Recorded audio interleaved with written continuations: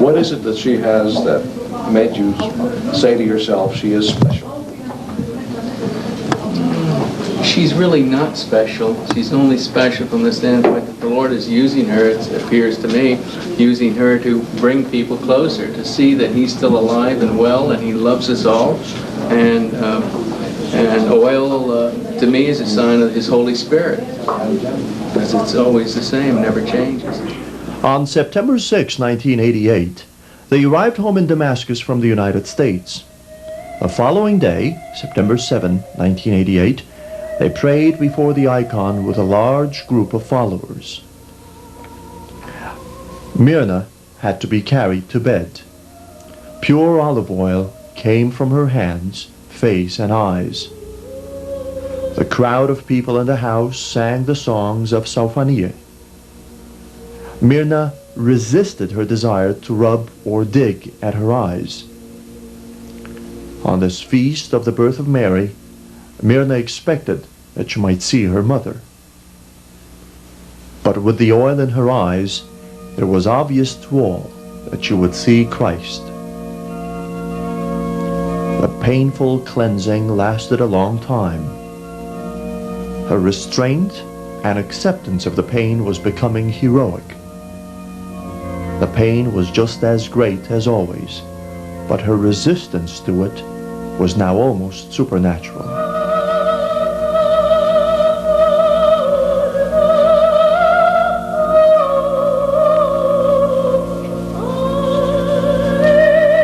The oil on her face and hands was so great, it was pouring off of her. All the usual priests and family were in the room. Her girlfriend, Milok, assisted her. Father Paul of Lebanon took notes. Slowly, the pain began to go away. The sounds in the room were fading. Father Maluli tried to ask her one last question. It was too late.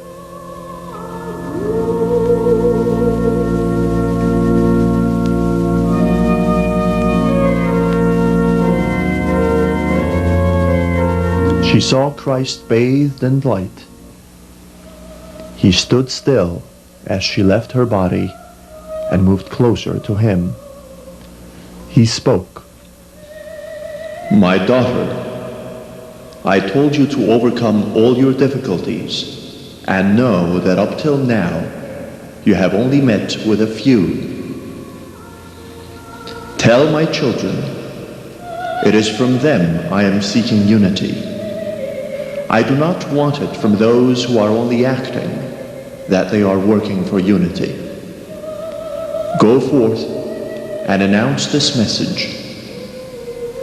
Wherever you are, I will be with you."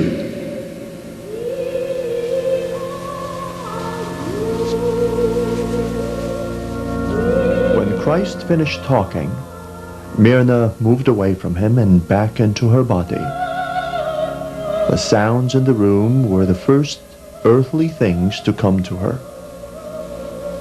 Myrna has said that after seeing Christ or his mother, she always wishes that she never had to come back to this world. Father Maluli checked to see if Myrna was back yet. When she was ready, she announced the message to him. She later repeated the message while still in the white light.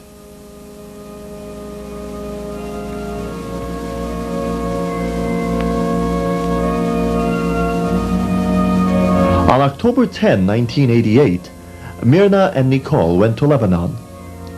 They went to the Maronite bishop and asked him to organize a mass for all the different churches to pray together for unity. He did as they requested and called all the different churches. The crowd was so large it couldn't be held inside the church. They organized it outside.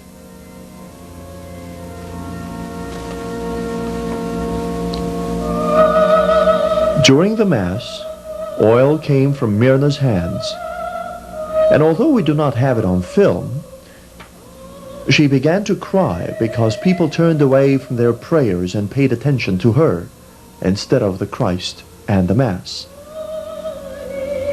Later, during the same Mass, Myrna began to cry and ran away. She ran into the church crying.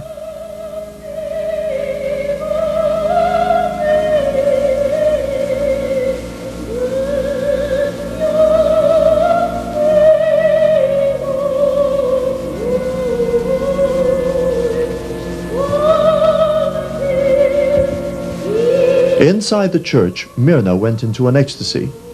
Oil began pouring down the legs of Christ onto Myrna. She was having a vision of Christ. My daughter Mary, why are you afraid while I'm with you? You should speak at the top of your voice the word of truth about your Creator, so that my power will be seen in you. I will give you from my wounds to make you forget the sufferings people cause you. Don't choose your own path, because I have already traced it for you. Here, Father Maululi, on November 26, 1988, is amazed at the amount of oil on Myrna. This is the 6th anniversary of the miracle of Damascus. So much oil came from Myrna's face and hands, the people brought their copies of the icon to her and rubbed the oil off her face and hands onto their icons. The house was decorated for the feast of Soufanieh, and thousands of people came to the evening prayer session. Myrna's face had an angelic look, but her eyes were on fire. Father Maululi assisted her, and the people continued to take the oil. Myrna had another vision. She saw a ball of light with the figure of a man inside. It was Christ. My children, is everything you do for love of me? Do not say, what shall I do? Because that is my work. You must fast and pray, because by prayer you face my truth and bear all the blows. Pray for those who forgot the promise they made to me, because they will say, why didn't I feel your presence, Lord, when you were with me? All I want is that you all gather together in me, as I am in each one of you. As for you, my daughter, I shall leave you. Do not be afraid if you do not hear my voice for a long time. Be strong, and may your tongue be a sword which speaks in my name. Be sure I am with you, and with all of you.